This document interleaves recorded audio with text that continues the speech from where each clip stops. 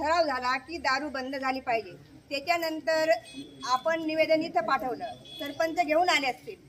त्याच्यानंतर ही काल आणि परवा आमच्या ह्या महिला भगिनी आहेत, सरमाळ, खडकी, केळावण, आंबोडा, हे काही घरं आहेत माळामध्ये, सगळीकडे जाऊन आल्या. कुठं ते गुळ सापडला, कुठं मोहू ते भिजत घातलेले सापडले, कुठं ते पिशव्यांमध्ये भरलेली दारू सापडली आणि त्यांनी ते उद्ध्वस्त केलं.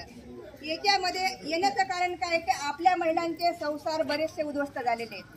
त्याच्यामध्ये ह्या आता जेवढ्या महिला आलेल्या आहेत, कुणाचा नवरा दारू पितो, कुणाचा मुलगा दारू पितो, कुणाचा नातू दारू पितो आणि त्याच्यामध्ये जे शाळेत जे जाणारे मुलं आहेत का नाही, ते शाळेमध्ये दारू पिऊन जातात. हे सगळ्यांना माहिती आहे. तर आपल्या जर आदिवासी भागामध्ये एवढ्या सुख सोयी आहेत, मुलांना खायला प्यायला भरपूर आहे, मुलं जर असे दारू प्यायला लागले, कोणी शिकणार नाही, कोणी डॉक्टर